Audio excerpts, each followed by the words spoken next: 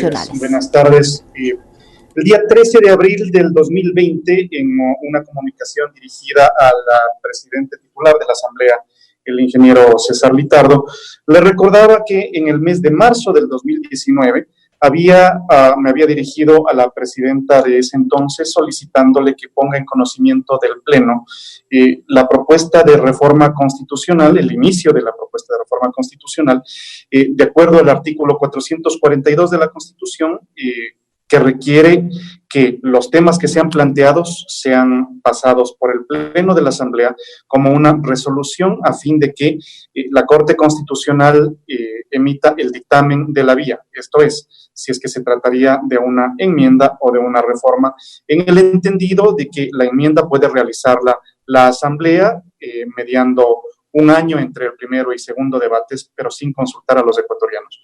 Y la segunda posibilidad es que la Corte Constitucional determine que se trata de una reforma, para lo cual podríamos tener dos debates y a partir de eso se tendría que emitir un pronunciamiento de parte del Consejo Nacional Electoral a fin de que se les consulte a los ecuatorianos. Así podríamos nosotros hacer coincidir los tiempos del próximo proceso electoral con la consulta que saldría de una discusión de los temas que han sido propuestos. Las propuestas de la reforma a la Constitución que han sido presentadas implican, en primer lugar, la posibilidad de la autosostenibilidad de las personas privadas de la libertad. En segundo lugar, estoy pidiéndole al Pleno de la Asamblea que discutamos respecto de la posibilidad de ir hacia el voto facultativo.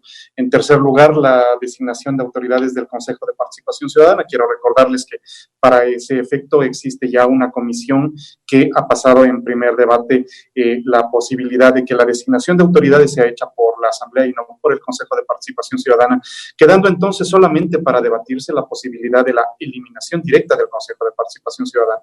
En cuarto lugar, se plantea la reducción del número de asambleístas. En quinto lugar, la autonomía del Banco Central del Ecuador. Luego, la modalidad que discutamos sobre la modalidad del trabajo por horas. Y en séptimo lugar, que el Ecuador vuelva a reconocer las soluciones arbitrales de controversias en materia comercial. En el primer tema, estimados colegas, el planteamiento es que es obligación del Estado mantener el orden público protegiendo a todas las personas. Y de acuerdo a los datos que se tenía en octubre del 2018, se conoce que el Estado ecuatoriano posee dentro de sus centros de privación de libertad un total de 38.123 personas a octubre del 2018. Cuando nos visitó el defensor público, 6 meses después nos informó que habían alrededor de 42.000 personas en los centros de detención, lo cual había llevado los niveles de hacinamiento a límites que no eran sostenibles en términos de garantizar un proceso de rehabilitación de las personas privadas de la libertad. Por eso, el planteamiento es que la Constitución diga que el Estado promoverá la implementación de políticas públicas que permitan a las personas privadas de la libertad autofinanciar estos derechos que la República del Ecuador les reconoce. Un poco la lógica es, hasta el momento tendríamos entonces alrededor de 42.000 personas cuyo sostenimiento está a cargo de las personas que se encuentran libres. Estamos planteando la lógica de un trabajo que permita, de acuerdo a las actitudes y aptitudes de las personas privadas de la libertad, cofinanciar el costo de su detención. Planteamos la necesidad de que discutamos el voto facultativo, colegas. Miren, hemos llegado a un punto en donde el voto, a pesar de ser un derecho, se transforma en una obligación. ¿Cómo es posible que tengas una sanción si es que no ejerces un derecho? Yo sé que este es un tema que requiere un debate amplio y por eso el planteamiento del día de hoy es que el Pleno de la Asamblea discuta cuáles son los temas que vamos nosotros a consultarle a la Corte Constitucional. Uno de estos, creo yo, debe ser el voto facultativo. Cuando se hacía una consulta respecto de qué es lo que ha pasado con el voto facultativo, el Instituto Internacional para la Democracia y la Asistencia Electoral decía que la obligatoriedad del sufragio se ha extendido en América Latina con sus propias particularidades. No obstante, según analistas y especialistas en esta materia, esa modalidad de voto tampoco ha significado ser la panacea para aumentar la participación. Vale la pena más bien llamar la atención sobre esto. En el mismo estudio hecho en 18 países, se concluye que es el empadronamiento la clave para el ejercicio del sufragio, no el voto obligatorio. De tal manera que las personas que deseen ejercer el voto se empadronen, y esto da una muestra de su voluntad de pasar a un mecanismo en donde se interesan por la política de sus respectivas repúblicas y, en nuestro caso, por una participación mucho más acendrada de los ecuatorianos en la toma de decisiones. Yo creo que este es uno de los temas que tiene que discutirse, porque hasta el momento el voto obligatorio ha aumentado el clientelismo y ha obligado a una participación ficticia no deseada que finalmente puede llegar a expresarse en un voto de rechazo que resulta altamente irresponsable. Les había comentado que en la propuesta original presentada el año anterior se le planteaba al Pleno de la Asamblea dos alternativas. La una, que vayamos hacia un proceso de reformas de las competencias de designación. Y la otra alternativa, la posibilidad de que discutamos la eliminación absoluta del Consejo de Participación. Para poder llevar a cabo la primera, se ha procedido de acuerdo a lo que sus proponentes así lo determinaron y hemos pasado ya en primer debate. Sin embargo, también en el seno de la comisión que está tratando las reformas constitucionales, nos habíamos planteado de que ese era un primer paso y que realmente valdría la pena que pongamos en conocimiento del Pleno también la posibilidad de consultar a la Corte Constitucional el mecanismo que nos permita ir hacia la eliminación del Consejo de Participación Ciudadana. Ese es otro de los temas que está en este momento en consideración de ustedes, estimados colegas.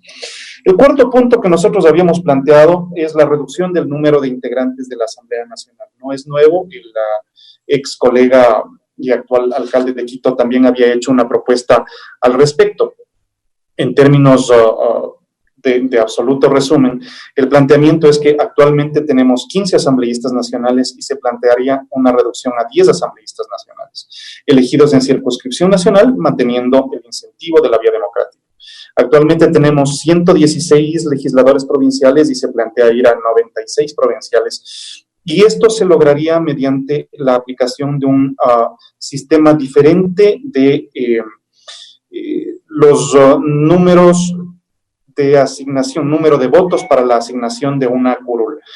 Actualmente se asigna una curul por cada 200,000 habitantes o fracción que supere los 150,000. Lo que estamos planteando es que se podría asignar una curul por cada 250,000 habitantes o fracción que supere los 200,000.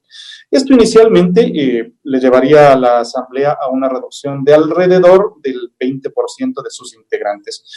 Pero en caso de no tomar una decisión al respecto, en el censo que tiene que realizarse obligatoriamente cada 10 años, es bastante probable que se determine que la población en las provincias ha aumentado.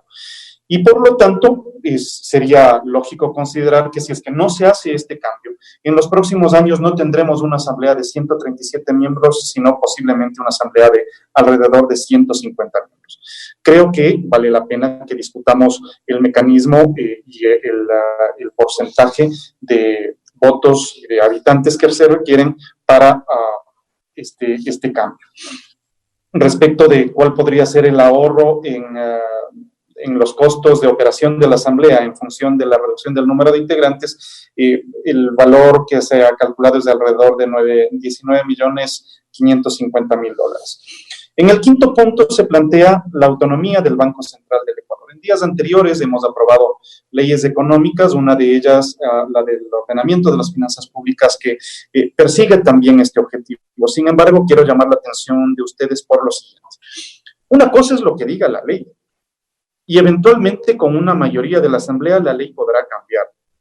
Sin embargo, si es que nosotros como norma constitucional establecemos la autonomía del Banco Central del Ecuador en función de que el manejo de los recursos de los ecuatorianos y de la política económica del Ecuador no sea un tema de gobiernos, sino un tema de la República, y visto a largo plazo, tratando de evitar la injerencia política o utilizar los recursos del Banco Central para financiar los planes que el gobierno tuviera. Evidentemente, esto elevado a categoría constitucional podría darnos mayor solidez en los mercados internacionales en los momentos en que se necesite tener mejores consideraciones para la adquisición de deuda o para la rebaja de las deudas adquiridas anteriormente. Por eso se propone que se podría agregar un inciso final al artículo 303 de la Constitución, en el sentido de que el Banco Central es una persona jurídica de derecho público con autonomía técnica y administrativa, cuya organización y funcionamiento será establecido por la ley. En el punto 6, habíamos planteado ya hace un año la necesidad de que la República del Ecuador reconozca la modalidad de trabajo por horas. Miren, colegas, la Constitución de la República del Ecuador en este momento prohíbe el trabajo por horas. Y yo estoy llegando a la conclusión en este momento de que siempre será mejor que los ecuatorianos tengan trabajo por horas a que no tengan ningún trabajo. Lo que sí le corresponderá a la Asamblea es regular cómo este trabajo por horas tiene que garantizarles a los ecuatorianos también el acceso y la cobertura del resto de servicios proporcionalmente a las horas trabajadas. Tengo la sensación de que las decisiones tomadas en las últimas leyes bien podrían ser objetadas en Corte Constitucional y eventualmente esto podría dar al traste con las reformas legales que se han presentado en las semanas anteriores. Por eso creo que es mejor que discutamos sobre las modalidades del trabajo por horas y que la Constitución deje de prohibir esto a los ecuatorianos. Finalmente, hay un tema que creo que es importante que lo discutamos, que es las soluciones arbitrales de controversia en materia comercial, reconociendo estos métodos alternativos como un mecanismo para cuando el Estado ecuatoriano tiene conflictos en documentos firmados, en contratos firmados por intercambios comerciales. Miren, a finales del gobierno anterior, la República del Ecuador denunció 19 tratados bilaterales de inversión. Eso, de acuerdo al informe que en un momento determinado presentaron en la Comisión de Relaciones Internacionales el Ministerio de Comercio, nos informó que nos había costado alrededor de 650 millones de dólares en balanza comercial. Creo que el reconocimiento del arbitraje en los tratados, instrumentos internacionales de índole comercial, que la República del Ecuador celebre con personas naturales o jurídicas privadas, con sujeción a los principios de transparencia, equidad y justicia internacional, deberían recolocarnos en el mercado internacional nuevamente. Esto tiene sentido en función de que en el momento económico que está atravesando la República y el mundo en general, lo mejor que podemos hacer es reconectarnos con el aparato internacional de comercio, y me parece que esta es una buena oportunidad para hacerlo. Había planteado adicionalmente con algunos colegas que esta oportunidad en donde la Asamblea se pronuncie por consultar la vía a la Corte Constitucional sobre estos 7 temas, no podría necesariamente restringirse solo a estos 7 temas, y que valdría la pena, por ejemplo, establecer un debate quizás un poco más amplio respecto de si es que se conserva o no se conserva las normas que hicieron de la Constitución de la República del Ecuador una constitución hiperpresidencialista. Tal vez vale la pena que entremos al debate de si es que tiene sentido buscar el equilibrio de poderes y de alguna manera ir corrigiendo los dislates que la Constitución ha tenido hasta el momento. Queda en su consideración, colegas, para ver si es que el día de hoy, con la votación mayoritaria de la Asamblea, hacemos esta consulta y asumimos estos que a mí me parece que son temas importantes, pero si ustedes tienen temas adicionales, creo que siempre podremos consultarle a la Corte el camino sobre el cual estas reformas constitucionales tengan que hacerse. Gracias, presidente. Gracias, colegas.